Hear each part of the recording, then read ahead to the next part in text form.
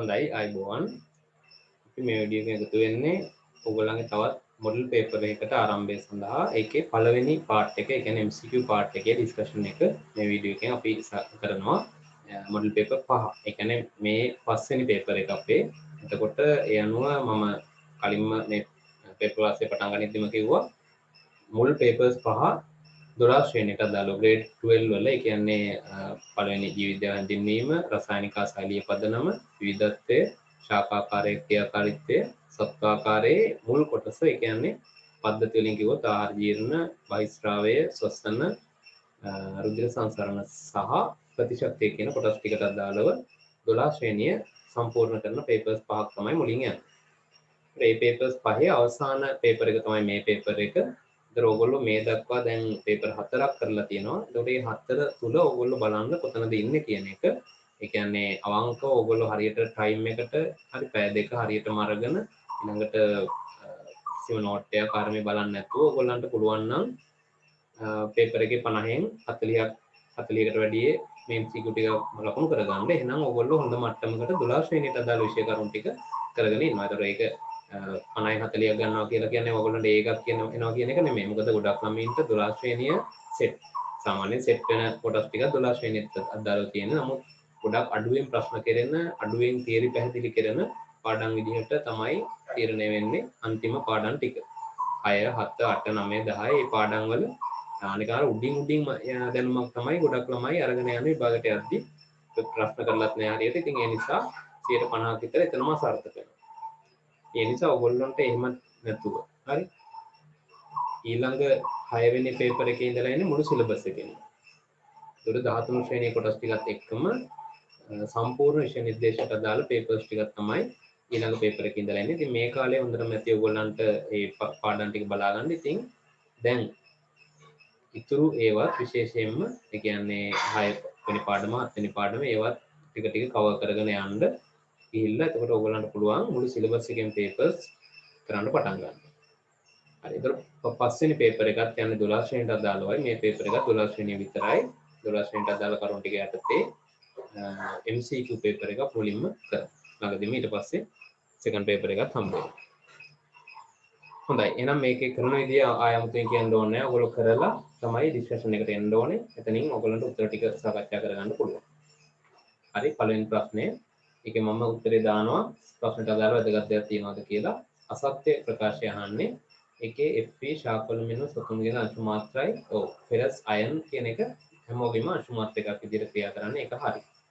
පසුවස්සුණු තාක්ෂණයේ දියුණුව තිරසර ආහාර නිෂ්පාදනයට හේතු වෙනවා. මේක කොහෙද තියෙන්නේ? කෙනෙකුට හිතන්න පුළුවන් මේක 10 වෙනි පාඩම මේකක් දන්නෙත් නැහැ. සිලබස් එකට අදාළද මේක මෙහෙම එකක් තියෙනවද? ඔව් තියෙනවා. පළවෙනි පාඩමේ තියෙනවා. ජීවිද්‍යාව හැඳින්වීම. ඒකකේ තියෙනවා මුල් හරිය බලන්න. ඒක හරි. අන්තරාසර්ග පද්ධතියද සමායෝජනයට දායක වෙනවා. ඒක හරි. සමායෝජනයට ප්‍රධාන වශයෙන් ස්නායු පද්ධතිය, අන්තරාසර්ග පද්ධතිය, අස්ථි පද්ධතිය, පේශි පද්ධතිය කියන පද්ධති හතරම දායකත්වය තියෙනවා. ඥාන පරම්පරාවෙන් පරම්පරාවට ගමන් කිරීම පරිණාමයයි. ආන් වැරදි. පරිණාමය කියලා කියන්නේ කාලයත් සමග ප්‍රේණික ද්‍රව්‍යයේ සිදුවන වෙනස් වීම. පරම්පරාවෙන් පරම්පරාවට ගමන් කිරීම වෙන්නේ ඥාන ඒක ආවේනික. හතරවෙනි ප්‍රකාශය වැරදි. උත්තරේ 4 පළවෙනි එක. ශාක වලට අත්‍යවශ්‍ය මූල ද්‍රව්‍ය 17ක් පමණ නැත. ඒක කෙලින්ම නෝට් එකේ තියෙන කොටස. හරි. ඊළඟට ෆොස්ෆෝග්ලිසරැල්ඩිහයිඩ්. ඔයගොල්ලන්ට මතක ඇති කාබන් 3ක ට්‍රයෝස් වලට උදාහරණයක් විදිහට තිබ්බේ ග්ලිසරැල්ඩිහයිඩ්. ඒක මතකයි නේද? ග්ලිසරැල්ඩිහයිඩ්. ඊට පස්සේ කාබන් 4 එරිත්‍රෝස් එමෙම ඒවට උදාහරණ තිබුණා. කාබන් 5 කාබන් එහෙම කියලා. කාබන් 6. එතකොට මෙතන තියෙන ෆොස්ෆෝග්ලිසරැල්ඩිහයිඩ් කියන සංයෝගය ඒ කියන්නේ PGA කියලා ඔයගොල්ලෝ සම්මත සංකේතයක් විදිහට භාවිත කරනවා. ඔය සංකේතය. ඒතර සමහරවිට ෆොස්ෆෝග්ලිසරැල්ඩිහයිඩ් කිව්වම මතක් වෙන්නේ නැහැ. මෙහෙම කිව්වම ටක් ගාලා මතක් වෙනවා. මේක තමයි කියලා. මේක අදාළ වෙන්නේ නෑ ෆොස්ෆෝග්ලිසරැල්ඩිහයිඩ් කියපුවම ඔය ෆොස්ෆෝග්ලිසරේ ඔක දැන් අලුත් සිලබස් එකේ තියෙන මෙහෙම G3P කියලා හරි.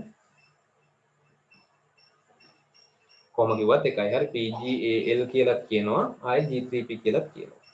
කොහොම හරි බලමු අපි ඒකට අවශ්‍ය දැනුම ඔයගොල්ලෝ ගාව මේ වහුවරණට අදාළව හරි උත්තරේ තෝරන්න තියෙනවා. දෙවෙනි පාඩම කරගත්තා. ජල ද්‍රව්‍ය පොලිසැකරයිඩ් එක නෑ පොලිසැකරයිඩ් එක වෙන්නේ කොහොමද මොකද මෙයා ග්ලිසරල්ඩිහයිඩ්මයි සංයෝගයක් නේ ඒ ග්ලිසරල්ඩිහයිඩ් කාණ්ඩයකට ෆොස්ෆේට් කාණ්ඩයක් බැඳෙන එකයි වෙලා තියෙන්නේ ඒතර ඒ නිසා ඒක පොලිසැකරයිඩ් එකක් වෙන්නේ නැහැ ඊටවත් මොනොසැකරයිඩ් එකක් මොනොසැකරයිඩ් ව්‍යුත්පන්නය පෙන්ටෝස් වල ව්‍යුත්පන්නයක වැරදි ට්‍රයෝස් වල ව්‍යුත්පන්නයක් කිව්වොත් හරි හැබැයි පෙන්ටෝස් නෙමෙයි C3 කාබන් 3යි ඒක වැරදි 3 සෛලීය සෝය ශෝෂණයේ අතරමැදි ඵලයකි අන්න ඒක හරි එතෙන්දී ඒතර කල්පනා කරනවා සෛලීය ශෝෂණයේදී කොහෙද G3P හැදුනේ එහෙම G3P හැදෙනවයි කියලා නැහැ හැබැයි ග්ලයිකොලිසිසේදී මේ සංයෝගය අතරමැදි ඵලයක් විදිහට නිර්මාණය වෙනවා ඒක තියෙනවා ඕගොල්ලන්ගේ අන්තිමටම දෙවෙනි පාඩම අන්තිමටම තියෙනවා සෛලීය ශෝෂණයට විවිධ උපස්තර ඇතුල් වෙන මාර්ග කියලා රූප සටහනක් දාලා අන්නේ රූප සටහනේ මේක දකින්න පුළුවන් වෙනවා ඒක බලන්න අපුවර පයිරුවේට් වලට කලින් මේක හැදෙනවා ඕගොල්ලන්ට පේනවා එහෙනම් ඒ වගේ තැන්වලිනුත් අනිවාර්යයෙන්ම ප්‍රශ්න ඇවිල්ලා තියෙනවා ඒ නිසායි මමත් මෙහෙම දාලා තියෙන්නේ ඒවා ගොඩක් පරිස්සම් වෙන්න ඕනේ හරි ඒක තමයි ඒතර උත්තරේ වෙන්නේ 3 හතරවෙනි එක තියෙනවා ග්ලයිකෝසිඩික බන්ධන තියෙන එකක් කියලා නෑ එහෙම එන්නේ ග්ලයිකෝසිඩික බන්ධන තියෙන නම් ඒක ඩයිසැකරයිඩයක් හෝ පොලිසැකරයිඩයක් වෙන්න ඕන නියුක්ලියෝටයිඩ් වල අඩංගු සංඝටකයක නෑ එහෙම එකක් නෑ ඊට පස්සේ තුන්වෙනි ප්‍රශ්නේ ව්‍යුහමය මෙන්ම ශාකනය වූ පොලිසැකරයිඩයක් වන්නේ. ඒතර ව්‍යුහමය තෝරමු මෙතනින්. ඒතර ග්ලයිකෝජන් කොහොමද ගන්න බෑ? ඇමයිලෝපෙක්ටින් ගන්නත් බෑ. මොකද ඒවා සංජිත පිෂ්ඨයේ ආකාරණ ඒවා. ඒක සෙලියුලෝස් හරි හෙමිසෙලියුලෝස් හරි තමයි දාන්නේ. ඒතකොට සෙලියුලෝස් පැහැදිලිවම ඔයගොල්ලෝ දන්නවා රේඛීයයි කියලා. ශාකනය වෙච්ච එකක් වෙනවා හෙමිසෙලියුලෝස් උත්තරය අංක 1. 4 ඉහත යුගලක් තුළින් ගැලපෙන්නේ. ඒ කියන්නේ මේකෙදි යුගල ටිකම යුගල් කරලා තියෙනවා. ඒවා තියෙන නොගැලපෙන ඒවා අයින් කරන්න. ගැලපෙන ඒවා තෝරන්න. තයිමීන් ඔයගලන්ට මතක් වෙන්න ඕනේ මේක නයිට්‍රජනීය භස්මය වලලු දෙකක්. ඒ මොකද වලලු කතාවක් කියන්නේ? භස්ම නයිට්‍රජනීය භස්ම ගත්තාම ඒවා තියෙනවා ප්‍රධාන ආකාර දෙකක්. පියුරීන සහ පිරිමිඩීන් කියලා. පියුරීන භස්ම වෙන්නේ ඇඩිනීන් සහ ගුවනින්. පිරිමිඩීන වෙනවා තයිමීන් සයිටෝසින් සහ යුරසින්. ඒ අනුව මෙතන කියන්නේ තයිමීන් ඒ කියන්නේ මෙයා මේ පියුරීන එක තමයි වලලු දෙකක් තියෙනවා. මෙයාට තියෙන තනි වලල්ලයි කුඩයි පිරිමිඩීන භස්ම. එහෙනම් තයිමීන් වලලු දෙකක් කියන එක වැරදි. ඒක ගැලපෙන එකක් නෙමෙයි නොගැලපෙන එකක්. යුරසිල් RNA. ඒක හරි. යුරසිල් තියෙන්නේ RNA වල පමණයි. DNA වල තියෙන්නේ ඒ වෙනුවට තයිමීන්. ඒක හරි. ඇඩිනීන් ATP ඒකත් හරි මොකද ATP වල නයිට්‍රජනීය භස්ම ATP කියන්නේ නියුක්ලියෝටයිඩය එයාගේ නයිට්‍රජනීය භස්ම වෙන්නේ ඇඩිනීන් එහෙනම් 2 සහ 3 ප්‍රකාශ හරි වෙන්නේ උත්තරේ 5 4ට 5 ඊළඟට පස්වෙනි ප්‍රශ්නේ RNA සම්බන්ධ අසත්‍ය වන්නේ බලමු ඇඩිනීන් හා යුරසිල් H බන්ධන දෙකක් මගින් බැඳෙනවා බලන්න මතක් කරලා ගුවනින් සයිටෝසින් හැමතිස්සෙම H බන්ධන තුනකින් ඇඩිනීන් තයිමීන් නේ DNA වල නම් එන යුරසිල් වල බන්ධන දෙකයි ඒක හරි සංක්‍රාමී RNA මගින් ප්‍රවේණික තොරතුරු රයිබෝසෝම වෙත පරිවහනය කරයි සංක්‍රාමී RNA කියන්නේ tRNA වල කාර්යය තමයි රයිබෝසෝම වෙත ඇමයිනෝ ආම්ල පරිවහනය කිරීම රයිබෝසෝම වෙත ප්‍රවේණික තොරතුරු පරිවහනය කරන්නේ mRNA වලින් සිංහලෙන් කියනවා නම් පණිවිඩකාරක RNA වලින් සංක්‍රාමී වලින් නෙමෙයි. ඒ අනුව එක වැරදි ප්‍රකාශය වැරදි එක දෙක පහට අනිත් ප්‍රකාශයක් බැලුවොත් කුඩාතම RNA වර්ගයේ tRNA හරි ප්‍රතිකෝඩෝනයේ භස්ම කෝඩෝන භස්ම වලට අනුකූලකයි. ඒ කතාව ඔයගලන්ට වඩා පැහැදිලි වෙන්නේ 7 වෙනි පාඩමේදී. හැබැයි මෙහෙම කියනවා දෙවෙනි පාඩමේ මෙහෙම කියනවා. හරි මේ tRNA යන්නේ මෙහෙම තියෙනවා ප්‍රතිකෝඩෝනයේ කියලා එකක්. දැනටත් ඒවා ඔයගොල්ලෝ මේ තව ඊළඟ අවුරුද්ද වගේ බලගෙන යනවා දැනටත් මේවා හරියට අවබෝධයක් නැතුව ඇතිනේ. මේකේ තියෙන එක තමයි ප්‍රතිකෝඩෝනය. මේ ප්‍රතිකෝඩෝනයේට mRNA එක තියෙන කෝඩෝනය ගැලපෙනවා කියන එකයි ඒ කියන්නේ. ඒවා වැඩිදුර ඉස්සර ඔයගොල්ලන්ට පැහැදිලි වෙනවා 7 වෙනි පාඩමේදී ඒක හරියි. අනුපූරකයි. අනුපූරක භස්ම විකලනයෙන් ත්‍රිමාණ ව්‍යුහය පවත්වා ගන්නවා. අපි දන්නවා tRNA යනුවේ මේ විශේෂ ත්‍රිමාණ ව්‍යුහයේම පවත්වා ගන්න එයාට අනුපූරක භස්ම යුගලනය දායක වෙනවා. තමන්ගේම අණුවේ තියෙන භස්ම එක තමයි මෙයා අනුපූරකව යුගලනය වෙන්නේ. ඒ අනුව ඔන්න ඒ tRNA වල කතාව හරි RNA වලට උත්තරේ දැම්ම දෙක. පහත ඒවායින් අණු විභාජනයක් සිදු විය හැකියි. සෛලවල අණු විභාජනයක් වෙන්න පුළුවන් සෛල මොනවද කියන එකයි මේ අහන්නේ. මානව ස්නායු සෛලවල ඒවා ඔයගොල්ලෝ දන්නවා ස්නායු සෛල, පේශි සෛල කියන ඒවා විභාජනයකට ලක් වෙන්නේ නැති ඒවා. G බිඳුව කියන කලාවක ඒගොල්ලෝ රැඳිලා ඉන්න සෛල. ඒ නිසා අපිට ඒවායේ අණු විභාජනය ගැන කතා කරන්න බෑ.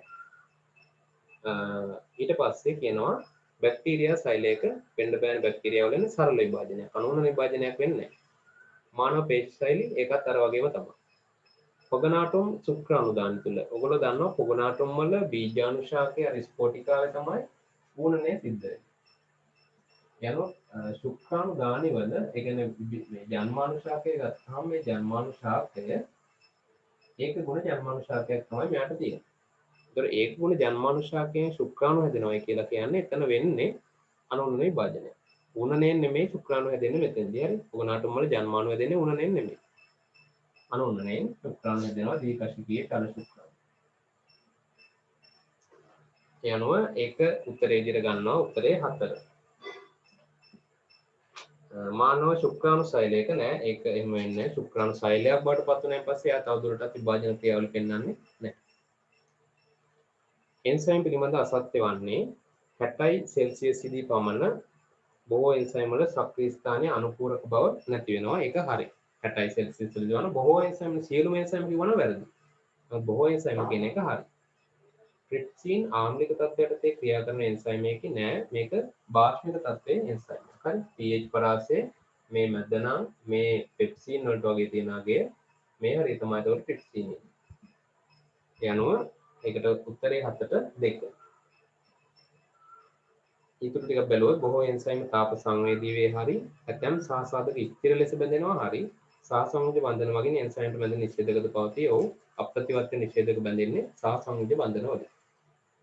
8 හිමොග්ලොබින් යනු චාතුර්ථ ප්‍රෝටීන් එකේ හරි රුධිරය තුළ O2 පරිවාහකයක් ලෙස හරි සහයෝගීතාව පෙන්වන එන්සයිම් එකේ වැරදි. එන්සයිම් එකක් නෙමෙයි හිමොග්ලොබින් කියන්නේ. ඒවා පරිවාහක ප්‍රෝටීන් එකක් හරි උත්ප්‍රේරක කෘත්‍ය කරන එකක් නෙමෙයිනේ. යනවා එතන 8ට වැරදි එක. හිමොග්ලොබින් පිළිබඳ අසත්‍ය හරි ඒක අසත්‍ය කාණ්ඩය හරි හිමොග්ලොබින් පිළිබඳ අසත්‍ය. ඒතර උත්තරය වෙන්නේ 3. උපයකක 4ක් සහිත අණුව කියලා හරි වර්ගදී O2 අණු 4ක් පරිවහනය කරයි හරි. 9 කැල්වින් චක්‍රයට අදාළත්වයක් නොදක්වන්නේ. කැල්වින් චක්‍රය කියන්නේ මොකද්ද? දැන් ඔය වගේ ඒවා හිතපුවම බටලා ගන්නවා. ඔයගොල්ලෝ මතක් කරගන්නවා සමහර අය මේක ආශ්වාසනීය ක්‍රියාවලිය යන්නේ කැල්වින් චක්‍රය කියන්නේ කියලා. කැල්වින් චක්‍රය වෙන්නේ ප්‍රභා සංශ්ලේෂණයේ ආලෝක ප්‍රතික්‍රියාවෙන් හැදිච්ච ශක්ති සංයෝග වලින් ආහාර නිපදවන කාබනික ආහාර නිපදවීමේ ක්‍රියාවලියනේ. ඒ අනුව මේකට අදාළත්වය නොදක්වන්නේ. ATP අදාළද? ඔව් ATP අදාළයි. දැන් දෙකදී ATP දායක වෙනවා ඔක්සිහරණ ක්‍රියාවලියටත් ඒ වගේම RUBP පුනර්ජනනයට. 1,3 බිස්ෆොස්ෆෝග්ලිසරේට් හැදෙනවා. RUBP දායක වෙනවා මුලින්ම කාබොක්සිල් කරණය කරන්න එයා. NADH හැදෙනවද? හැදෙනවද? එහෙම නැත්නම් භාවිතයක් නැහැ. NADH නෙමෙයි හැදෙන්නේ NADPH. මොකද ආලෝක ප්‍රතික්‍රියා ප්‍රභා සංශ්ලේෂණයේදී හැදෙන්නේ NADPH සහ ATP. NADH හැදෙන්නේ ශ්වසනය හැදෙන සංයෝගයක් හරි. ඒක අදාළ නැහැ. ඒතකොට ඒක අකුරෙන් උත්තරේ ඔයගලන්ට තීරණය වෙන්නේ හරි. G3P හැදෙනවා. එනවා 9ට උත්තරේ 4. 10 වෙනි එක සෛල විභාජනයේදී තර්ක සුද්ධ නාලිකාව විබහු අවයවීකරණය. හරි. මේ විබහු අවයවීකරණය කියන එක තියෙන්නේ කෙලින්ම අන්ත කලාවේදී. සෛල චක්‍රය හොඳට කියවලා හොඳට අවබෝධ කරගෙන පාඩම් කරගත්තු ළමයෙකුට මේක දැක්කමම උත්තරේ ගහන්න පුළුවන් ප්‍රශ්නයක්. ආයෙත් එන්න දෙයක් නැහැ. විබහු අවයවීකරණය වෙනවා කියලා කියන්නේ වෙන විදිහකින් කිව්වොත් බිඳ වැටෙනවා කියන එක. නම් තර්කුවේ බිඳ වැටීම සිද්ධ වෙන්නේ අන්ත කලාවේදී 10ට 2. රේඛීය ඉලෙක්ට්‍රෝන ගලනයේ ප්‍රාථමික ඉලෙක්ට්‍රෝන ප්‍රතිග්‍රාහකය සිටිනුවේ. දැන් අපි දන්නවා රේඛීය ඉලෙක්ට්‍රෝන ඉලෙක්ට්‍රෝන ගලනයේදී PS1 PS2 කියලා පද්ධති දෙකක් දායක වෙනවා. ඒ පද්ධතිවල ප්‍රභා පද්ධතියක අපි දන්නවා ආලෝකයේ ඵල ලබා ගන්න සංකීර්ණයක් වගේම ප්‍රතික්‍රියා මධ්‍යස්ථාන සංකීර්ණයක් තියෙනවා. ඒතර මේ මධ්‍යස්ථාන සංකීර්ණය තුල තමයි අග්‍රස්ත ක්ලෝරොෆිල් අණුව ඒ වගේම ඉලෙක්ට්‍රෝන ප්‍රතිග්‍රාහකයක් ඉන්නේ. අග්‍රස්ත ක්ලෝරොෆිල් විදියට P680 කියලා අපි නම් කරන අණු එයා ඉන්නේ ඒ වගේම ප්‍රාථමික ඉලෙක්ට්‍රෝන ප්‍රතිග්‍රාහකයා ඉන්නේ මේ ප්‍රතික්‍රියා මධ්‍යස්ථානය කියලා අපි කියනවා. යනුව සිතුනුවේ උත්තරේ අංක 1 ප්‍රතික්‍රියා මධ්‍යස්ථාන සංකීර්ණය. ඒක බලන්න ඒකේ දීලා තියෙන හැටි සමහරක් ඒවා දීලා තියෙනවා ප්‍රතික්‍රියා මධ්‍යස්ථාන සංකීර්ණයට මදක් පිටතින්. එහෙමත් උත්තර තියෙනවා. ඒතකොට කෙනෙක් සමහර විට හිතන්න පුළුවන් ඔව් යාන්තම් මතකයක් තියෙනවා ප්‍රතික්‍රියා මධ්‍යස්ථාන සංකීර්ණය කියලා. ඕ එහෙනම් පිටතින් එන්න ඇති මේ ඉලෙක්ට්‍රෝන අල්ලා ගන්න වෙන්නේ පිටත යන එක නේ එහෙම කියලා. එහෙම නෙමෙයි මධ්‍යස්ථාන සංකීර්ණය තුලමයි මෙයා ඉන්නේ. C4 හා C3 වලට වඩා කාර්යක්ෂම වීමට හේතුවක් නොවන්නේ කියලා අහනවා. C4 C3 වලට වඩා කාර්යක්ෂම වෙන්න. එතකොට ට්‍රාන්ස් පටක ව්‍යුහය පැවතීම. ඒක අනිවාර්යයෙන්ම හේතුවක් වෙනවා. මොකද දැන් C4 C3 වලට වඩා ඇයි කාර්යක්ෂම වෙන්නේ? C4 හොඳයි කියනවා C3 වලට වඩා. ඒ කියන්නේ මෙයාගේ ප්‍රධාන වශයෙන්ම මොන වගේ ක්‍රියාවලියක් වෙන්නද? ප්‍රභා සුසනය කියන ක්‍රියාවලිය වෙන්නේ නැති නිසා තමයි ඔය කියන හැම ප්‍රතිලාභයක්ම යට හම්බෙන්නේ. ඒකයි C4 මේ ශාකය කාර්යක්ෂමයි කියලා අපි කියන්නේ. ඒ අනුව මෙන්න මේ ක්‍රියාවලියට අදාළ නොවන කාර්යයක් තමයි එහෙනම් අපි මෙතනින් තෝරන්න ඕනේ. ට්‍රාන්ස්පටක ව්‍යුහයේ පැවතීම අනිවාර්යයෙන්ම හේතුවක් වෙනවා ප්‍රභා සුසනය නවත්තන්න. නේද? ඒක හේතුවක් වෙනවා. කාබොනික් ඇන්හයිඩ්‍රේට් පැවතීම. ඒ මගින් එයාට පුළුවන් වෙලා තියෙනවා බයිකාබනේට් ලෙස PEP ප්‍රතිග්‍රහණය කරන්න ඒකත් අනිවාර්යයෙන්ම හේතුවක් කියලා පැහැදිලිව දක්වලා තියෙනවා. පළමු ස්ථායි ඵලයේ ඔක්සලෝ ඇසිටේට් තියෙනවා. ඔයගොල්ලෝ දන්නවා PEP වලින් C4 වල PEP වලින් එයා ප්‍රතිග්‍රහණය කරලා CO2 හැදෙන්නේ ඔක්සලෝ ඇසිටේට්. ඒතර පළවෙනි ඵලයේ ඔක්සලෝ ඇසිටේට් වීම කිසිසේත් මොකක් වෙන්නද ප්‍රභා ශ්වසනයට සම්බන්ධයක් නැහැ. ප්‍රභා ශ්වසනය වැළැක්වීමට ඒකට වෙනම අනුවර්තන ටිකක් තියෙනවා. හරි. කල මේ සෛල දෙක වෙන් වෙලා තියෙන එක ප්‍රභා මේ හරි RUBP අවකාශමය වෙන් වෙලා තියෙන එක PEP හොඳ ප්‍රතිග්‍රාහකයක් වීම ඒවා හරි.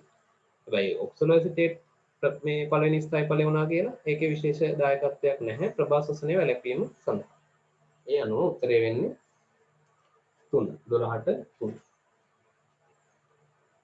RUBP කලාපෝග සෛල වල පවණක් තිබීම හරි PEP පළමු CO2 ප්‍රතිග්‍රාහකයක් වීමත් හරි. උක්ෂාකයක උක්ෂාකයක් කිව්ව ගමන් මතක් වෙන්නේ ඒක C3ද C4ද කියලා. ඒක C4 ශාකයක්.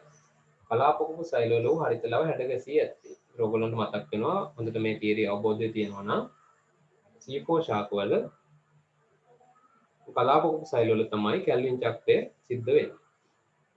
පත්‍ර මධ්‍ය සෛල වල මේ ප්‍රතිග්‍රහණය කරලා CO2 ඊළඟට ආයි කැල්වින් මේ චක්‍රය සිද්ධ වෙන්න ගෙනල්ලා දානවා කොහෙටද කලාපකපු සෛලයට. ඒ අනුව හරිතලා වැඩ ගැසී ඇත්තේ ප්‍රභා ෆොස්ෆොරයිලීකරණය වඩා හොඳින් සිදුවීමට. ප්‍රභා ෆොස්ෆොරයිලීකරණය කියලා කියන්නේ ATP නිපදවීම. ඒක වඩා හොඳින් නිපදවන්නේ පත්‍ර මධ්‍ය සෛල වල. මෙතෙන්ට ඒක අදාළත්වයක් නැහැ. ඒක වැරදි.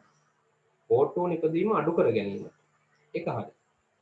කලාපකූ සෛල වල හැඩ ගැසීම් ගොඩක් අදාළයි ඔක්සිජන් නිපදවන අඩු කරන්න. නැත්නම් ආලෝක ප්‍රතික්‍රියාව සිද්ධ වෙන එක අඩු කරන්න.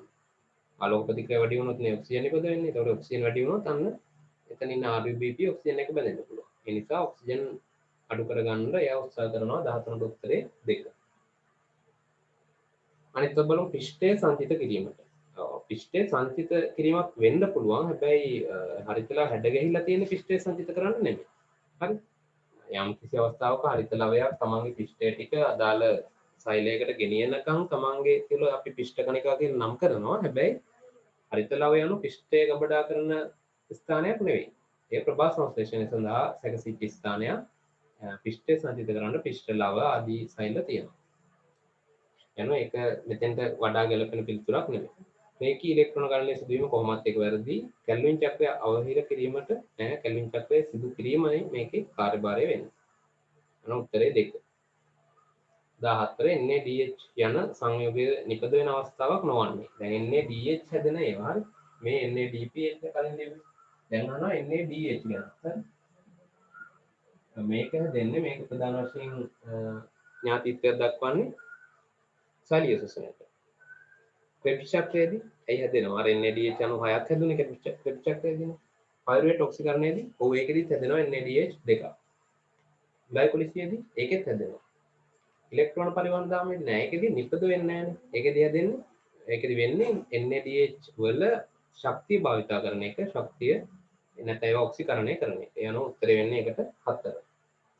14ට 4 පස්වෙනි එක ලැක්ටික් අම්ල පැසීමේදී ග්ලයිකොලිසිස් සිද්ධ වෙනවා නම් අනිවාර්යෙන් NADH හැදෙනවා.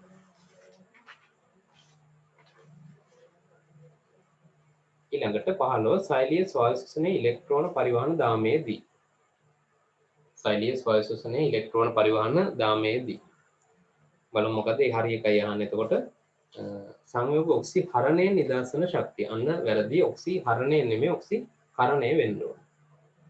දෙක NADPH මගින් ATP 2.5ක් නිපද වේ. අපව ඕගලන්ට පැටලෙන්න පුළුවන් NADPH නෙමෙයි NADH.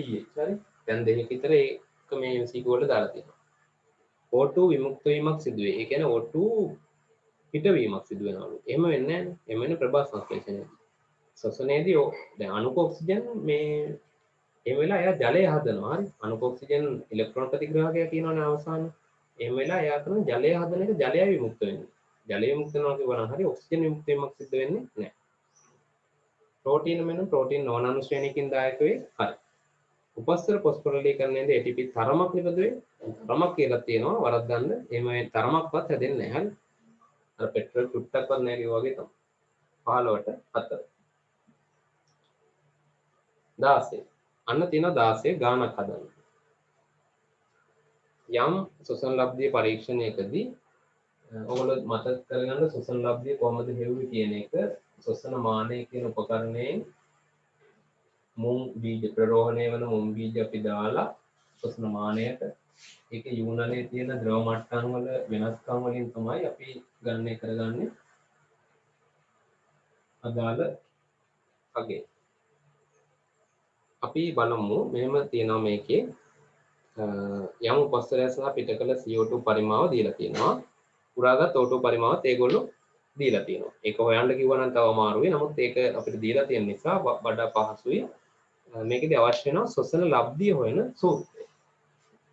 ශ්වසන ලබ්ධිය වෙන සූත්‍රය සමාන වෙනවා VCO2 ලබාගත් CO2 පරිමාව බෙදියම පිටකල O2 මේ පිටකල ශ්වසනයේදී පිට කරන්නේ CO2 නේ. ලබා ගන්න ඔක්සිජන් එනවා පිටකල CO2 පරිමාව ඔක්සිජන් පරිමාණයට දරන අනුපාතය. උඩ එන්නේ CO2 VCO2. එතකොට ඒ අනුව 40 බෙදීම 57 කියලා එන්නේ අගය. දැන් 40 බෙදීම 57 මේ ශ්වසන ලබ්ධිය අගය දාන්නේ මේගොල්ලෝ හරි. අගය අහනවා නම් අපිට අගයෙන් දාන්න තියෙන අගය නෙමෙයි අහන්නේ හරි.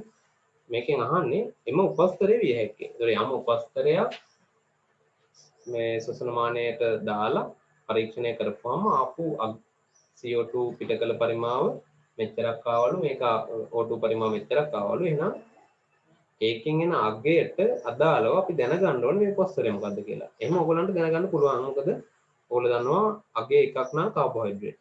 අගය 0.7ක් නම් මේ දන්නේ විදිහට දන්නවනේ. ඒක තමයි මෙතෙන්දී යොදන්න ඕනේ.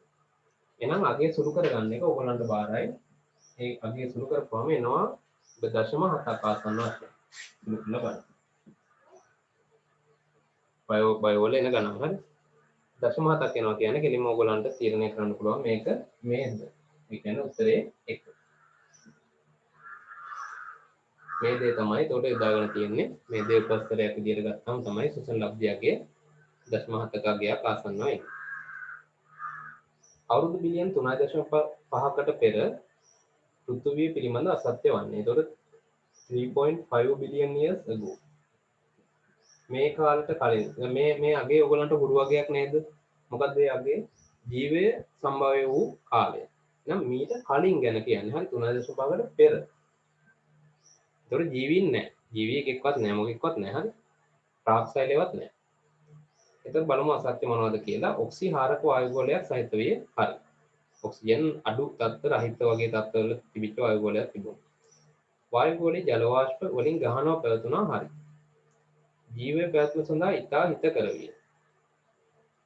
ඒක වැරදි. ඉතා හිතකර එහෙම කියන්න බෑ. ජීවය හිතකර නැති තත්ත්වයක් හරි. ඇත්තටම දැන් ප්‍රාක්සයිල බිහි වෙලා 3.5කට පස්සේ වුණත් යම් කාලයක් යනකම් ජීවය පවතින බැරි තත්ත්වයක් තිබුණා. විශේෂයෙන්ම ඔක්සිජන් නිපදවීමට අදාළව ප්‍රභා සංශ්ලේෂක ජීවීන් බිහි වෙලා එතනින් පස්සේ ඔක්සිජන් නිපද වෙන්න පටන් ගත්තයින් පස්සේ තමයි තරමක් හෝ ජීවයට සුදුසු පරිසරයක් නිර්මාණය වුණා කියලා අපිට සලකන්න පුළුවන් වෙනවා. මෙතනින් ජීවීන් හැදුනා වුණත් මේ කාලෙදි ජීවයට සුදුසු පරිසරයක් තිබුණයි කියලා අපිට කියන්න බෑ. මොකද නිරන්තර UV කිරණ, ඊළඟට අකුණු ගැසීම්, ගිනි කඳු මේ ආදී සිදුවීම් ගහනව පැවතිච්ච යුගයක්. මේගොල්ලන්ට ඒක ලොකු ප්‍රශ්නයක් නෑ. ප්‍රාග්ඥස්තික ආන්තික තත්ත්වයටදී ඒගොල්ලෝ හිටියා. නමුත් අපිට වගේ නම් ඒ තත්ත්වයටදී ඉන්න බෑ. යන උත්තරේ වෙන්නේ මේකට 3. අනිත් දෙයක් බලව සරල කාබනික සංයෝග වායු ගෝලය නිර්මාණය වුණා හරි සාගර නිර්මාණය වුණා හරි. කාලය ගැන අහනවා ආයේ හොඳට ඒක බලන්න. ඔයගොල්ලන්ට මේ කාලය මතක තියාගන්න එක නෙමෙයි, ඔතන පරිස්සම් වෙන්නයි ඕනේ. මානව විශේෂයේ සම්භවය වසර මිලියන 1 ලක්ෂ ඒක වැරදි. මිලියන කියන වචනේ හින්දා වැරදි. මිලියන නැතුව එන්න ඕනේ. වසර 1,95,000කට පෙර. ශාක කඳ මුල් පත්‍ර ලෙස බෙදෙන්නේ වසර මිලියන 400කට පෙර. ඒ ප්‍රකාශය හරි. ප්‍රථම සෝනස්තික පොසිල බිහිවීම වසර මිලියන 1.8කට පෙර නෙමෙයි, වසර බිලියන වෙන්න ඕනේ. හරි. ඒක මිලියන නෙමෙයි බිලියන. අතන මිලියන මොකුත් නැති එකට මිලියන කියලා දාලා මෙතන බිලියන එකට මිලියන කියලා දාලා යනවා. A B A C වැරදි, B පමණක් හරි. උත්තරේ 2. 19. ගාහණයක හිතකර ප්‍රභේදයක පැවතිය හැකි වාසිදායක ලක්ෂණයක් නොවන්නේ. පරිණාමවාද පිළිබඳ චාල්ස් ඩාවින්ගේ මතවාද අනුව විලෝපිකයන්ට අවම ලෙස ගොදුරු වීම. ඔව්, එතකොට අවම ලෙස විලෝපිකයන්ට ගොදුරු වෙන්න පුළුවන් නම් විලෝපිකයන්ගෙන් බේරෙන්න පුළුවන් කියන එක එතන අදහස් වෙන්නේ. ඒක හරි. අධික ජනිතයන් සංඛ්‍යාව නිපදවීම. ඔව්, ඒකත් හරි. රෝග ප්‍රතිරෝධී අනිවාර්යෙන් හරි. පීඩාකාරී තත්ත්වවලට රුත් දීම හරි. අඩු සංසේචන සම්භාවිතාව වැරදි.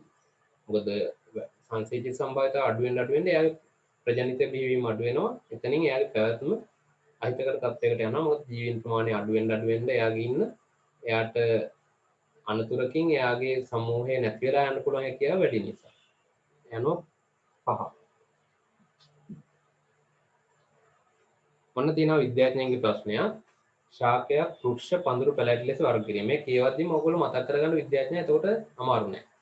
වෘක්ෂ පඳුරු පැලැටි විදියට වර්ග කරේ කවුද? තියෝප්‍රැස්ටස්. අරිස්ටෝටල් ගෝලය.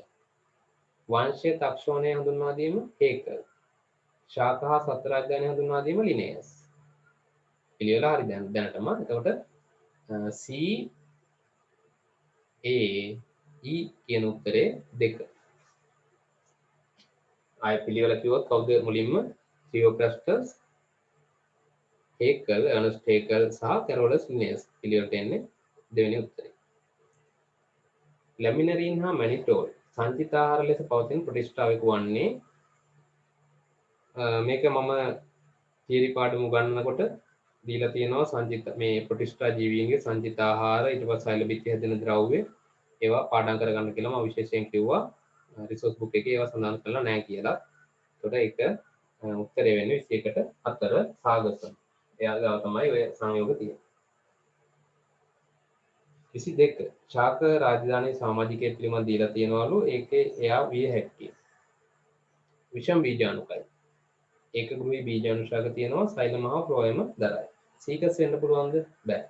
හේතුව එයා ඒකගෘහී බීජාණුශාක නෙමෙයි ද්විගෘහී බීජාණුශාක දරන්නේ. ගෘහයන් දෙකක බීජාණුශාක තියෙනවා. ඔගනාටුම් ගන්න බෑ. මොකද විෂම බීජාණුක නෑ. එයා සම බීජාණුකයි. පයිනස් හරි. විෂම බීජාණුකයි. ද්විගෘහී ඒකගෘහී බීජාණුශාක තියෙනවා. සෛලම් ෆ්ලෝයම් පටක දරනවා. උත්තරේ 3. මාකැන්ටියා වෙන්න බෑ. මොකද එයා සම්බීජාණු කෙනෙක්. ලයිකෝපෝඩියමුත් එහෙම. එනික මාකැන්ටියා මොනවද දරන්නේ නැද්ද? සෛලම ෆ්ලෝයම් පටක දරන්නේ නැහැ. එයා විනාල ශාකයක්. ඊට පස්සේ 23 මොලුස්කාවන් පිළිබඳ අසත්‍ය වන්නේ. ආහාර ගැනීමට රේත්‍රිකා උපයෝගී කරගන්නවා හරි. විවෘත සංසරණ පද්ධතිය හරි. සියල්ලම කරදියවාසී නැහැ. ඒ භෞමික ගොල් බෙල්ල කියලා ඉන්නේ. ගොල් බෙල්ල මොලුස්කාවෙක. ඔය ඇවිද මේ කොලේ යන්නේ. කොළ උඩ ගස් උඩ. දුර එන්න ඒක වැරදි. උත්තරේ 3. ඛණ්ඩනයේ දක්වන මත හරි. ප්‍රාවරණය මගින් කවචය ශ්‍රාවය කරයි හරි. ද්විබීජපත්‍රී ප්‍රාථමික මුලක පටක ස්තර වලින් නිවැරදි නොවන්නේ. පටක ස්තර ගැන නෙමෙයි අහන්නේ. නිකමට අපි සටහන් කරගත්තොත් මෙහෙම තියෙනවා. ඊට පස්සේ යාගේ අන්තස්චර්මය, පරිචක්‍රය, කලාප මේ විදිහට තියෙනවා. කොහොම මූලකේශ තියෙනවා. සජීවී සෛල දරන අපිචර්මය හරි. තනි සෛල ස්තරයකින් පරිචක්‍රය නැහැ. සෛල ස්තර දෙකක් හෝ තුනක් නැත්නම් කීපයක් කියලාවත් අදුම ගන්න තියෙන්න ඕනේ. පරිචක්‍රයේ තනි සෛල ස්තර නෙමෙයි සෛල ස්තර කීපයක්. ඒ අනුව උත්තරේ 2. සුබිරණීභූත සෛල ධර්ම අන්තර්ධර්මය හරි සර්වකණ්ඩ ප්‍රාථමික සෛලම හරි අන්තර්සෛලීය අවකාශ සහිත බාහිකයේ හරි. සත්‍ය 25 ගිම්හාන කාෂ්ඨයේ වාහිනියකවල කුහර කුඩා වේ. මතක් කරගන්න ගිම්හානය මතක් කරාම හරි. ගිම්හාන මතක් කරාම ගිම්හානයේ වතුර අඩුයි. වතුර අඩු වුනහම උඩට යන්න තියෙන බලය අඩු කරගන්න මොකද කරන්න ඕනේ? කුහරේ පොඩි කරගන්න ඕනේ. කුහරේ පොඩි වුනහම එයාගේ වටේ තියෙන සෛල මොන වෙනවද? ඝන වෙනවා. කුහරයෙන් දෙන්න පොඩි වෙනවා. වටේ තියෙන සෛලම ඝන වෙලා තමයි කුහරේ පොඩි කරගන්න යට වෙන්නේ. වස්සාන කාෂ්ඨය ගත්තාම වසන්ත කාෂ්ඨය ඒකෙදි හොඳට වතුර තියෙනවා. උඩට යන්න හොඳ බලයක් එයාට හම්බ වෙනවා. අමුතුවෙන් බලයක් නිර්මාණය කරන්න ඕනේ නැහැ. නිසා කුහරේ විශාලයි. වටේ තුනි. ඝනකම අඩුයි. එයන්ව වාහිනියක වල කුහර කුඩා වේ. සත්‍ය ප්‍රකාශය වෙන්නේ 1.25. අනිත් ප්‍රකාශය බලාගෙන යමු. ද්විතීක වර්ධනය වූ ශාකයක එළය එහි පොත්තලේ සඳුනන්නේ නැහැ. පොත්ත කියන්නේ එකක්, එළය කියන්නේ එකක්. එළය කියන්නේ ද්විතීක සෛලම වලට, පොත්ත කියලා කියන්නේ මේ ද්විතීක ෆ්ලෝයම ඊට පස්සේ පරිචර්මය අන්න ඒ කොටස් ටික. විවෘත බීජගත ශාක ද්විතීක වර්ධනයක් නොපෙන්වයි නෑ අනිවාර්යෙන් පෙන්වනවා. දිගටි මෞලික සෛල මගින් සනාල කිරණ නැහැ. සනාල කිරණ නැති වෙන්නේ කෙටි මෞලික සෛල වලින්. දිගටි මෞලික සෛල වලින් තමයි ඊතුරු ෆ්ලෝයම සෛලම එහම සෛලයම එන්නේ.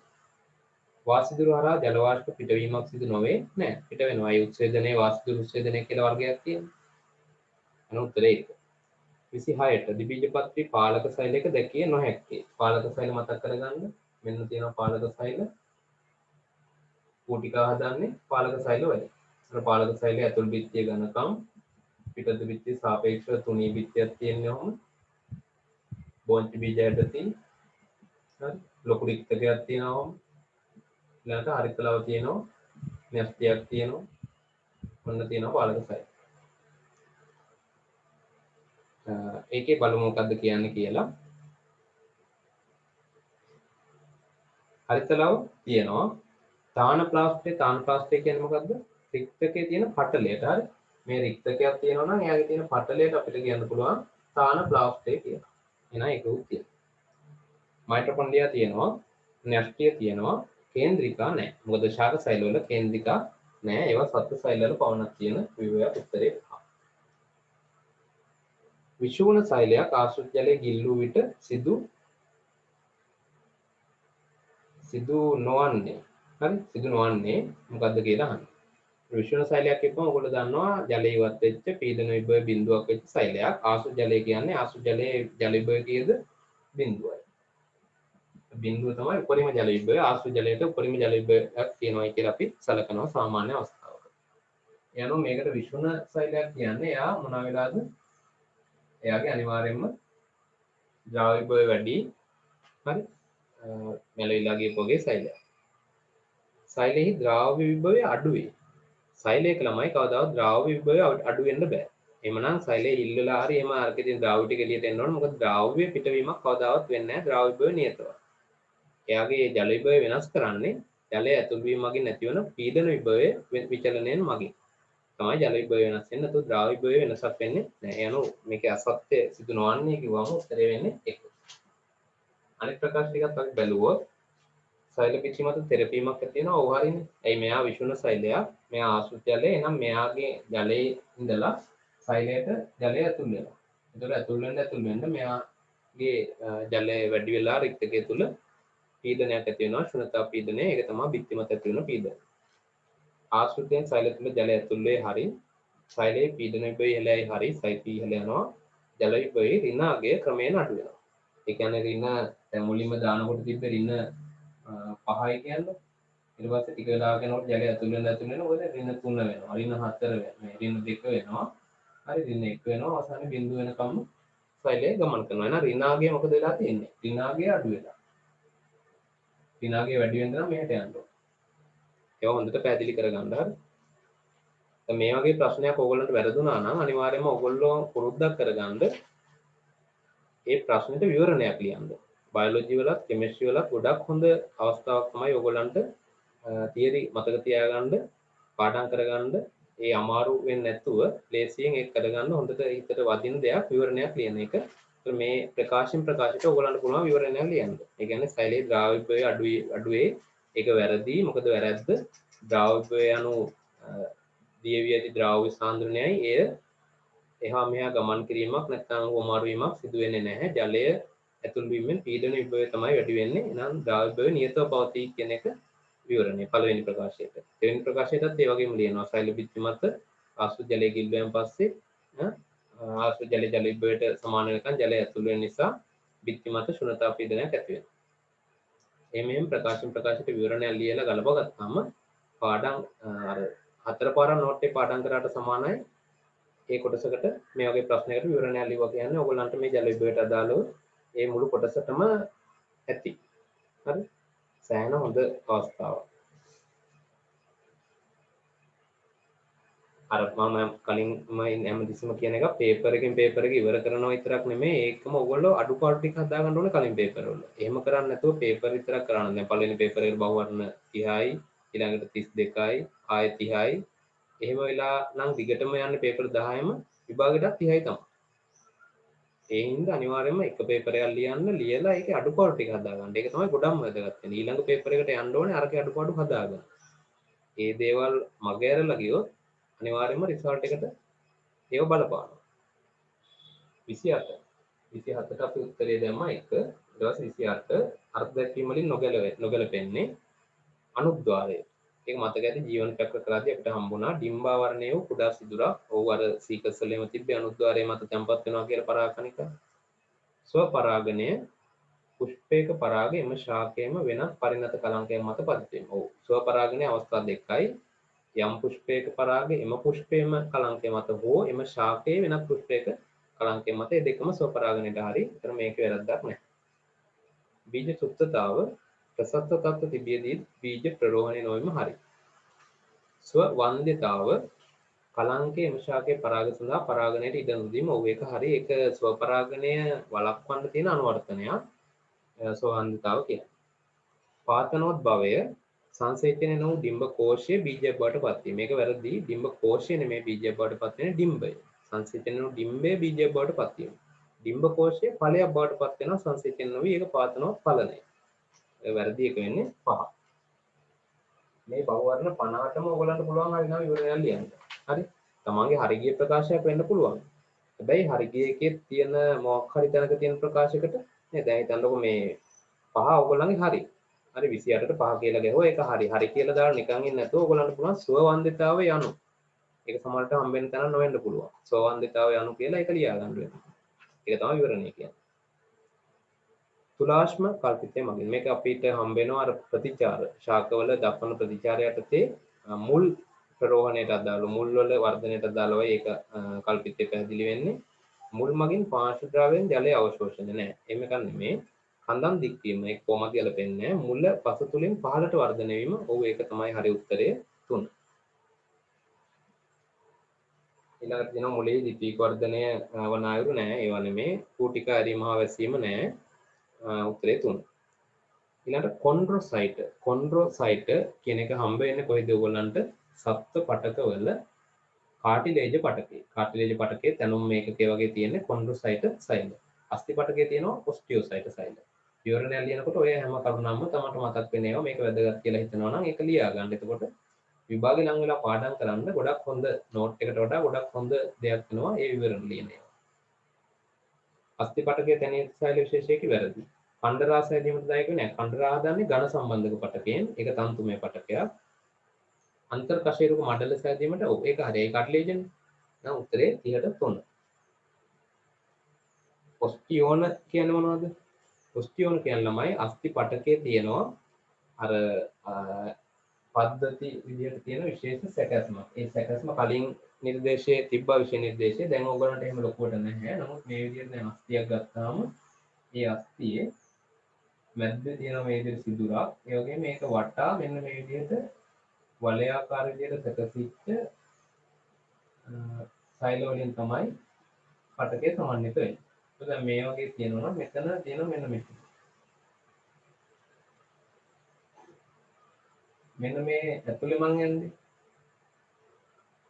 ඇතුලේ සෛලයක් යන මම පේනවාද මේ නැස්තියක් දාලා මේ යන්නේ සෛලයක්. ඒ සෛලය තමයි ඔස්ටියෝසයිට්. ඔස්ටියෝසයිට් සෛලය.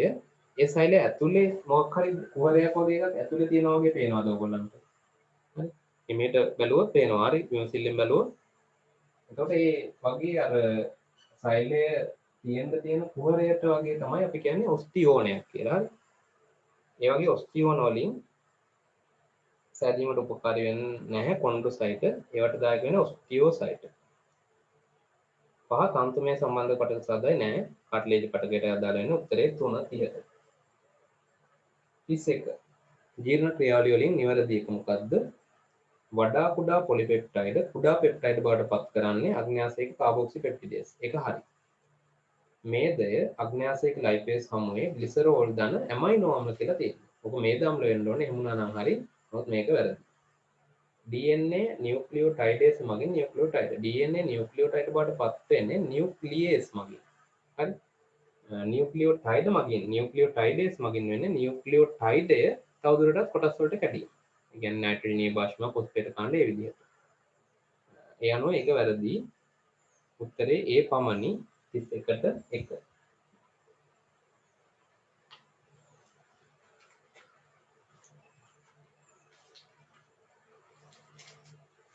32 ස්නායු ක්‍රියාකාරීත්වයට බලපාන khනිජයක් නොවන්නේ. ඒතර ඔයගොල්ලෝ khනිජ ගිරවදාලා වගේ ඔක්කොම පාඩම් කරන්න කියන එක නෙමෙයි මේකෙන් බලාපොරොත්තු වෙන්නේ. ස්නායු ක්‍රියාකාරීත්වයට අදාළව කිව්වම ඔයගොල්ලන්ට සෑහෙන දුරට උත්තර ටිකක් අයින් කරන්න පුළුවන්. මොකද සෝඩියම් පොටෑසියම් දෙක අනිවාර්යයෙන්ම ඒවට දායක වෙනවා. ක්ලෝරින් උත් අනිවාර්යෙන් දායක වෙනවා. ඒ තුන අයින් කරලා කැල්සියම් සහ අයන් අතර තමයි මේ තරඟය යන්නේ. ඒතර කැල්සියම් කියන්නේ දායක වෙන එකක්. අයන් තමයි ඒකට උත්තර වෙන්නේ 32ට 2.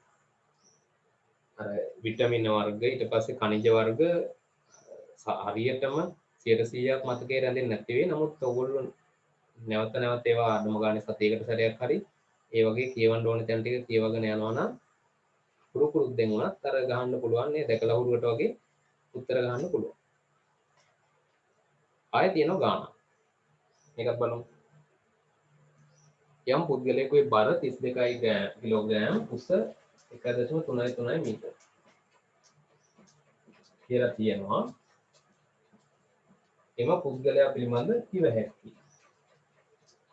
බර දීලා තියෙනවා උස දීලා තියෙනවා. ඒතකොට මේ ආහාරය සම්බන්ධව අවස්ථානයේ තියෙන ස්ථූලතාවයෙන් පෙළෙන්නේ කියලා කියනවා. දැන් ඒකට අපිට ගන්න නම් අපිට BMI අගේ හොයන්න වෙනවා මෙයාගේනේ. ස්ථූලතාවයෙන් පෙළෙනවද නැද්ද කියලා බලන්න. BMI අගේ සමානයි ස්කන්ධයේ බෙදීම උසේ වර්ගය. ඒකක ආදේශ කරන්න ඕනේ හරියට සමහරක් වෙලාවට බයෝ පේපර් එකේ උනා දෙන්න පුළුවන් වෙන එකක වලින් හරි මාරු කරලා ඒ එකකට හදා ගන්න ඕනේ ඔයගොල්ලෝ. ස්කන්ධ එනවා එතකොට 32යි බෙදීම 1.33 වර්ගය.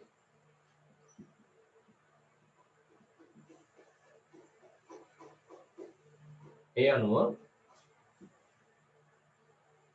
මේකෙන් එන උත්තරේ ඔයගොල්ලෝ නිකන් දල වශයෙන් මේවා හදන්න විභාගයේදී ලොකුවට මෙහෙම එකක් ආවම අන්තිම දශම ස්කන්ධ එහෙම අවශ්‍ය වෙන්නේ නැහැ. දල වශයෙන් පොඩි අගයක් ගන්න හරි 31 බෙදීම 3200 බෙදීම 133 කියලා නෑ එහෙම බෙදන්න බෑ. 1.3 තමයි මුලින් වැඩි කරලා දල වශයෙන් නිකන් අගයක් ගන්න හරි.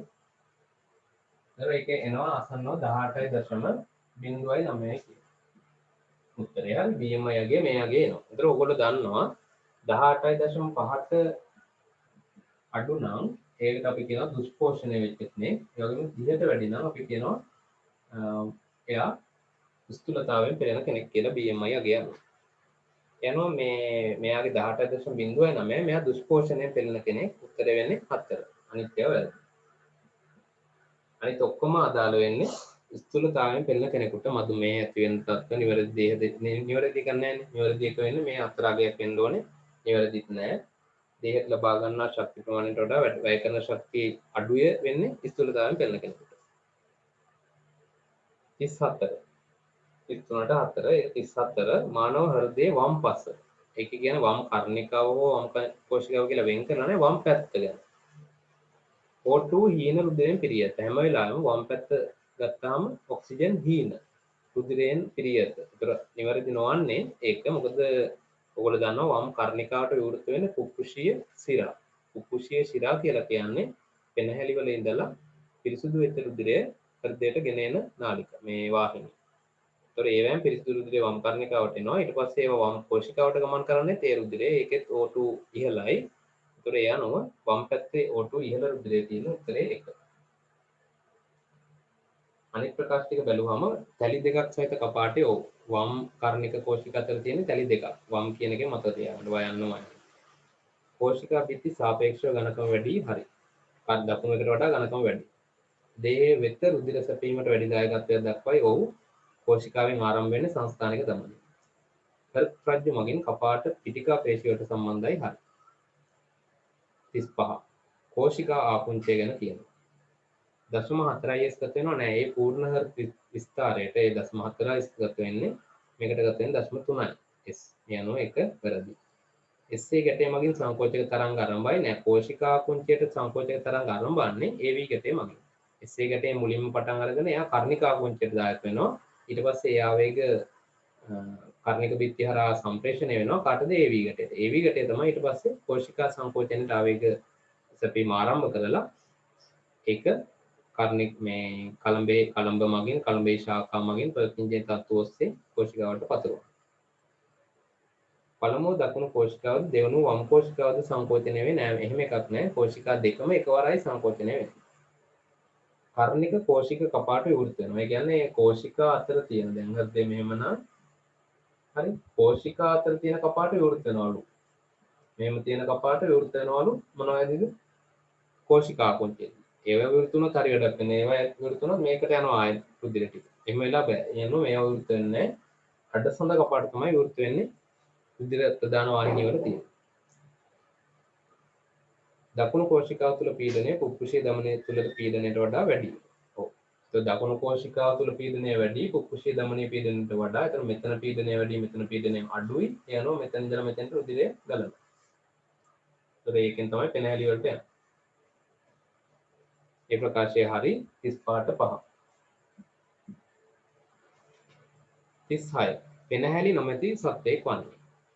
කැස් බෑවට තියෙනවා, ගෙම්බට තියෙනවා, තල්මහට තියෙනවා. තල්මහ මාළුවෙක් කියලා එහෙම අරගෙන පෙනහැලි නැහැ කියන්න එපා. තියෙනවා. මෝරට නැහැ. මෝර සසනය කරන්නේ ජලක් ලෝම වලින්. බාහිර විවෘත ජලක් ලෝමනේ තියෙන්නේ. අරදී පක්ෂීන්ටත් පෙනහැලි තියෙනවා. 36ට උත්තරේ 4. සිගරට් දුම නිසා රුධිරයේ පරිවහනය වන ඔක්සිජන් ධාරිතාව අඩු වන්නේ යඩම් කුමන ද්‍රව්‍යයක් නිසාද? ඒක පැහැදිලිවම ඔයගොල්ලෝ දන්නවා. කාබන් මොනොක්සයිඩ් නිසා කාබන් මොනොක්සයිඩ් හිමොග්ලොබින් සමග බැඳෙනවා අප්‍රතිවර්ත විදිහට. ඒතොර ඒ නිසා ඔක්සිජන් වලට පරිවහනය සඳහා යාට ඉඩකඩ සීමිත වෙලා තමයි ඒ හානිය සිද්ධ වෙන්නේ. 3. අනුවර්තී ප්‍රතිශක්තිය පිළිබඳ අසත්‍ය වන්නේ. පරිචිත ප්‍රතිශක්තිය ගැන මේ අහන්නේ. මහා භක්ෂාණු ප්‍රතිදේහ ජනක ඉදිරිපත් කරන සෛල වර්ගයකින් හරි. ආධාරක T සෛල මගින්ද ප්‍රතිදේහ නිපදවයි. ඔයගොල්ලෝ දන්නවා T සෛල, සෛල විෂ T සෛල, ආධාරක T සෛල කියලා වර්ග දෙකක් තියෙනවා. අය මතක T සෛල කියලා තියෙනවා. ආධාරක T සෛල වලින් එහෙම කාර්යයක් කරන්නේ නැහැ. එයා අර මේ සෛල විෂ T සෛල උත්තේජනය කිරීමක් සහ B සෛල උත්තේජනය කිරීමක් එයා කරන්නේ. නැතුව මේ ප්‍රතිදේහ නිපදවීමක් කරන්නේ නැහැ. යනවා ඒක අසත්‍ය වෙනවා 38ට 2. එපිටෝප පවතින ප්‍රතිදේහ ජනකවල ඒක හරි. ප්‍රතිදේහ ජනක මගින් ව්‍යාධි ජනකින් හා දූලක අක්‍රිය කිරීම හෝ උදාසීන හරි. ඊහා B සෛල දෙවර්ගයෙන් මතක සෛල ඇති කරගත හැක හරි. කෘත්‍රිම පරිචිත අක්‍රිය ප්‍රතිශක්තියට නිදසුනක් වන්නේ. කෘත්‍රිම පරිචිත අක්‍රිය කෘත්‍රිමයි අක්‍රියයි. හරි. මේ කෘත්‍රිමයි කියලා කියන්නේ බාහිර ස්වභාවික අපේ දේහය තුළ ඇති වෙන්නේ බාහිරින් දෙනවා. ඒ කියන්නේ එන්නත් කරණයක් කරනවා කියන එක. හරි. අක්‍රිය නම් ඒකෙදි මොකද අක්‍රියයි කියලා කියන්නේ? ඒ කියන්නේ දිගු කාලීන නෑ කියන එක. හරි. සක්‍රිය කිව්වොත් දිගු කාලීනයි. අක්‍රිය කියන්නේ දිගු කාලීන වේලාවට පවණක් වගේ. උදාහරණය නිමි මානව ප්‍රතිටෙටනසෙන්ට 1. අනිත් ඔක්කොම දැන් විවරණය ඔයගොල්ලෝ ලියනකොට හැම එකටම දැන් දෙවෙනි එකට අදාළව මෙන්න මේ ප්‍රතිශක්තිය සක්‍රිය මේ ස්වභාවිකද මොකක්ද කියලා. 40 වෘක්කාණුවේ ජලයට අපාරගාමී කොටසක් වන්නේ එල්ලේ කුඩුවේ ආරෝහණ බාහුව උත්තරේ 2. දැන් මේ අන්තිමට තිබ්බ ප්‍රශ්න ඔක්කොටම වගේ ඔයගොල්ලෝ හරියට දල වශයෙන් හරි අවබෝධයක් තියෙනවා නම් කෙලින්ම උත්තරේ ගහන්න පුළුවන් ප්‍රශ්න. ඒවා ලේසි ප්‍රශ්න කියලා අපිට හඳුන්වන්න පුළුවන්. අර තර්ක විතර්ක ලොකුවට දාලා එහෙම උත්තර ගන්න නෙමෙයි කෙලින්ම. ඒතකොට ඒ වගේ ඒවා හරියටම ගහන්න ඕන ඕගොල්ලෝ බයොලොජි වල. මොකද බයොලොජි වල අනිවාර්යයෙන්ම ලකුණු MCQ වලින් පුළුවන් උපරිමයි. හරි 40 නෙමෙයි 45ක් 46ක් හරි කමක් නැහැ. ඔයගලන්ට ගන්න පුළුවන් නම් ඒක ලොකු ආසියක් වෙනවා සෙකන්ඩ් පේපර් එකට. මොකද සෙකන්ඩ් පේපර් එකෙන් ලකුණු හොයන එක ගොඩක් අමාරුයි. ABCD ප්‍රශ්න වලට යමු අපි. ඒකේ පළවෙනි එක 41 ප්ලාස්ම පටලයේ තීරයක් පටල ප්‍රෝටීන. ප්ලාස්ම පටලයේ තියෙනවා තීරයක් පටල ප්‍රෝටීන කියලා. ප්‍රෝටීන වර්ග ඒවා ප්ලාස්ම පටලයේ හරහා යන ප්‍රෝටීන වෙනවා. ඒකේතර ඒ ප්‍රකාශය බොහෝ විට ජලකාමී නාලිකා සහිතයි හරි. ද්විතීයික ව්‍යුහ මට්ටම දරන ප්‍රෝටීන නැහැ. අනිවාර්යයෙන් මේවා තෘතීයික ව්‍යුහ මට්ටම තියෙන්න ඕනේ. ගෝලීය ප්‍රෝටීනයි ප්ලාස්ම පටලයේ තියෙන්නේ. පටලය තුළින් සම්පූර්ණ විනිවිද යන ප්‍රෝටීන යන්න හරි. අයන ගමනාගමනයට මාර්ග සපයයි. ඔව්. මොකද මේගොල්ලන්ගේ ජලකාමී නාලිකා තියෙනවා මෙහෙම හරි. ඒවැන් අයන වලට වගේ යන්න පුළුවන් මේ හරහා. සත්වයන්ගේ පමණක් දැකිය හැකි නෑ එහෙම එකක් නෑ. හරි. ශාක සත්ව දෙවර්ගෙම තියෙනවා. යන උත්තරේ වෙන්නේ හරියට ACD 2. ප්‍රාග්නස්තික සෛල සංවිධානයක දැකිය හැකි ලක්ෂණ වන්නේ ඇතැම් විට ස්වායු ශ්වසනය සඳහා මයිටොකොන්ඩ්‍රියා දරන්නේ නැහැ. කීයටවත් ඒක වෙන්නේ නැහැ නේ. ප්‍රාග්නස්ටිකයෙන් මයිටොකොන්ඩ්‍රියා දරන්නේ නැහැ. කයිටින් දරන සෛල බිත්ති. නෑ ඒකත් නැහැනේ. එක්කෝ පෙප්ටිඩෝග්ලයිකන් නැත්නම් ප්‍රෝටීන හෝ පොලිසැකරයිඩ්. කයිටින් තියෙන්නේ සූනස්ටිකින්. නයිට්‍රජන් තිර කිරීම ඒක හරි. ප්‍රෝටීන සමග බැඳී නැති DNA හරි. බැඳිලා තියෙනවා නම් ඒක සූනස්ටිකින්. ඒතර C සහ D ඊ ප්‍රකාශය අන්තප්ලාස්මීය ජාලිකාවට සම්බන්ධ රයිබෝසෝම එහෙම නැහැ. අන්තප්ලාස්මීය ජාලිකා කියලා ගන්න නැහැ නේ ප්‍රාග්නස්ටිකින්ගේ. උත්තරේ වෙන්නේ එතකොට C සහ D 4. ස්වායු නිර්වායු ශ්වසනයේදී ලැබිය හැකි ඵලයක් නොවන්නේ. නිර්වායු ශ්වසනය මතක් කරගන්න. එතකොට FADH2 ලැබෙන්න පුළුවන්ද? බෑ. මොකද FADH2 ලැබෙන්නේ ක්‍රෙබ්ස් චක්‍රයේදී ඒක අනිවාර්යෙන් ස්වායු පියවර. ඇසිටයිල් සහ එන්සයිම් A ඒක හැදෙන්නේ පයිරුවේට් ඔක්සිකරණ ප්‍රතික්‍රියාව ඒක වෙන්නේ ස්වායු තත්ත්වවලදී එහෙනම් ඒකත් වැරදි. ATP අනිර්වායකයේ හැදෙන. ලැක්ටික් අම්ලය හැදෙන්න පුළුවන්. CO2 හැදෙන්න පුළුවන්. අර මේ තිල් මැදි සර්පැසි වගේ හැදෙන්න පුළුවන් හැදුනේ කාබොක්සිලර්ණයක් වුණානේ. යනවා A B උත්තරේ වෙනවා 3. 44 ප්‍රභා සංශ්ලේෂණය පිළිබඳ වැරදි. උණුසුම් ආර්ද්‍ර දිනවලදී C3 ශාකවල ප්‍රභා ශ්වසනය සිදුවේ නෑ මේක උණුසුම් වියලි වෙන්න ඕනේ. යනවා වැරදි ඒවා යහන්න අපිට උත්තරයට ගන්න පුළුවන් මේක.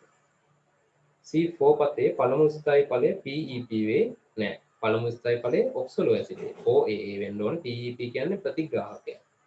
යනවා ඒකත් වැරදි B උත්තරයට ගන්න පුළුවන්. රේඛීය ඉලෙක්ට්‍රෝන ගලනයේදී NADP ඔක්සිහරණය වේ. රේඛීය ඉලෙක්ට්‍රෝන ගලනය. ඒ කියන්නේ අර PS1 PS2 පද්ධති දෙකම සහභාගී වෙච්ච රේඛීය ඉලෙක්ට්‍රෝන ගලනයේදී NADP ඔක්සිහරණය වුණා. ඔව් හරිනේ. ඔක්සිහරණය වෙලා එයා NADPH හැදුවා. පළමු පද්ධතිය PS1 පද්ධතිය ආශ්‍රිතව ඒ ඉලෙක්ට්‍රෝන උද්දීපනය මගින්. ඒක හරිය එතකොට උත්තරයට ගන්න බෑ. C4 පත්‍ර මැද සෛල තුල O2 නිපදවීම ඉතා අඩුයි. නෑ C4 පත්‍ර මැද තුල O2 හැදෙනවා. O2 නිපදවීම ඉතා අඩු වෙන්නේ කොහෙද? කලාකුප සෛලවල. එහෙනම් ඒකත් වැරදි. RUBP පුනර්ජනනය සඳහා ATP වැය වේ ඒක හරි. එහෙනම් වැරදි ඒවා වෙන්නේ A B D උත්තරේ 1. 44ට 1. 45ට බැක්ටීරියාවන් සතු ලක්ෂණයක් නොවන්නේ. ප්‍රෝටීනමය ප්‍රාවරයක් දැරීම. ඒක ලක්ෂණයක් නේ. RNA පොලිමරේස් එක් ආකාරයක් තිබීම. ඔව්. අනිත් අය වර්ග කිහිපයක් තියෙනවා. ආකියාගේ යුකරියාගේ ගත්තාම RNA පොලිමරේස් එක් ආකාරයක් බැක්ටීරියාව. C සමහර ශාකනය වූ හයිඩ්‍රෝකාබන් දාම සහිත පටල ලිපිද. ඒක වැරදි. ශාකනය වූ හයිඩ්‍රෝකාබන් දාම තියෙන ආකි බැක්ටීරියාවන්ගේ. ඒක වැරදි. ක්ෂුද්‍ර නාලිකා නොමැති සරල කශිකා දැරීම ඒකත් තියෙනවා බැක්ටීරියාවන්ගේ. සරල කශිකාන් තියෙන්නේ. සෑම විටම ප්‍රාග්නස්ටික වීම ඒකත් හරි. යන උත්තරේ C පමණයි බැක්ටීරියා සතු ලක්ෂණයක් නොවන්නේ කියලා. ඊට අදාළ නොවන ලක්ෂණ විදිහට C පමණයි තිබුණේ. යන උත්තරේ වෙන්න ඕනේ 5. 5 කිව්වම විවිධ සංකලන වෙනවා. ඒ නිසා C පමණයි. හරි.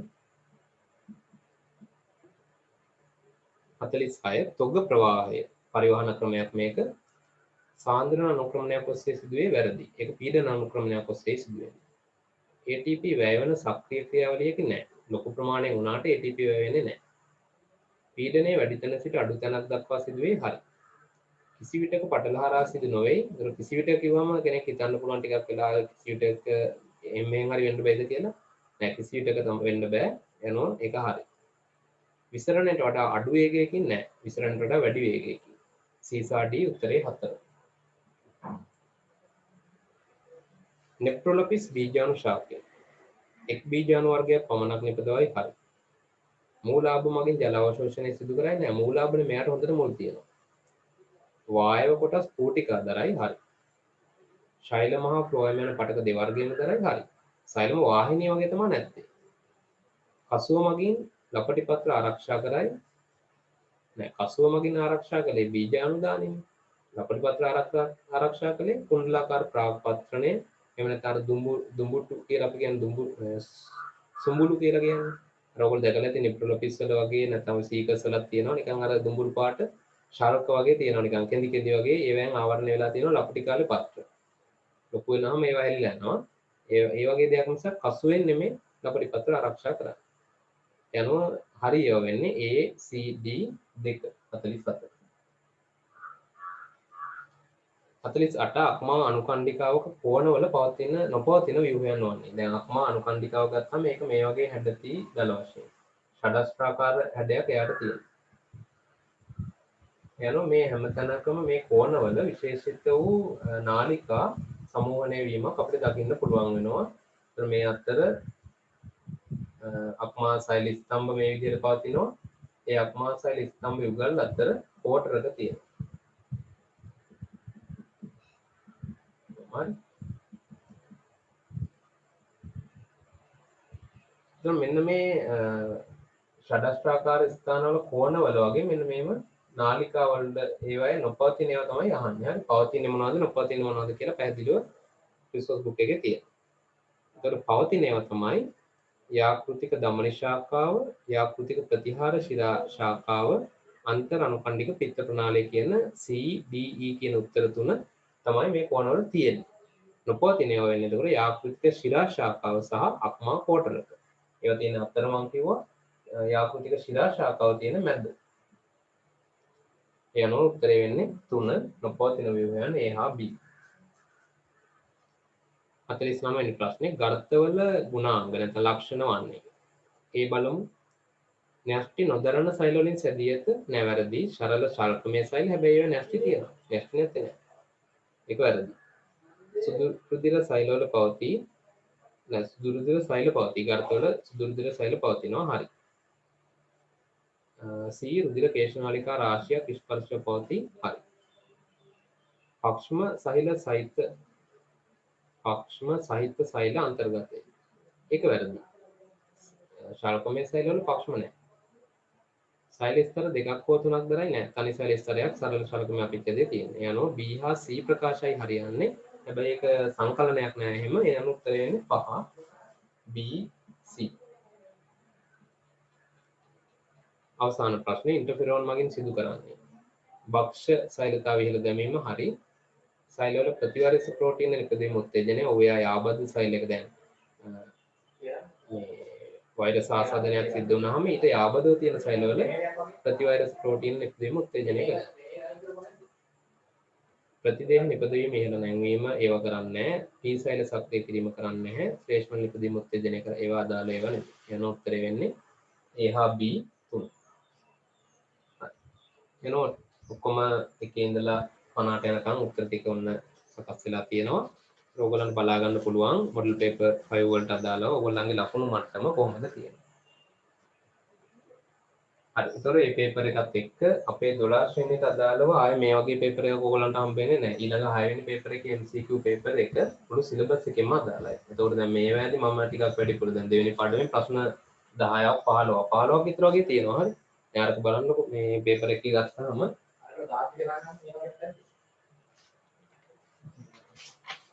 ඔව් 11 12 13 14 15ත් එකෙන් 16 16ත් වෙනකම්ම ප්‍රශ්න 16ක් විතරම දෙවෙනි පාඩමෙන් තියෙනවා. හැබැයි දැන් මුළු සිලබස් එකම හදනකොට දෙවෙනි පාඩමෙන් ප්‍රශ්න 7ක් වගේ ප්‍රමාණයක් තමයි වෙන්නේ. හරි. එතකොට ඒ වෑයේදී අර විශේෂයෙන් ඔයගොල්ලෝ ලෑස්ති වෙන්න ඕනේ, රෙඩි වෙන්න ඕනේ. ස්නායු පද්ධතියේ පද්ධති ටික අර 12 ශ්‍රේණියට දාන විශේෂයෙන් ඊළඟට ඒවා ලොකු කරුණු ප්‍රමාණයක් තියෙනවා. ප්‍රජනන පද්ධති මේ අස්ථි පද්ධති ඒවෙන් ගත්තාම ඊළඟට ප්‍රවේණිය, අනුක ජීව විද්‍යාව, මයික්‍රෝබයොලොජි, පරිසරය ඒ හැම එකෙන්ම ප්‍රශ්න 3-4 ගානේ එකතු වීම සිද්ධ වෙනවා. මුළු සත්‍ය පාඩමෙන්ම සාමාන්‍ය ප්‍රශ්න ඒ කියන්නේ 10ක් විතර ආසන්න ප්‍රමාණයක් 8ක් 10ක් වගේ එනවා. ඉතින් එහෙම අපි ඊළඟට රෙඩි වෙන්න ඕනේ 13 ඒ කියන්නේ මුළු සිලබස් එකෙන්ම 5 වෙනි පේපර් එකට අදාළව ඊළඟ MCQ පේපර් එක ඒ වගේ පේපර් එක. එහෙනම් මේකේ ඊළඟට අපි කරන්න ඕනේ සෙකන්ඩ් පාර්ට් එක. අපි ඊළඟට හම්බ වෙන වීඩියෝ එක කරන්නේ මේකේ මොඩල් පේපර් 5 වල සෙකන්ඩ් පාර්ට් එකට අදාළව. එහෙනම් එකෙන් හම්බ වෙනකම් මොටම ආයිබෝ.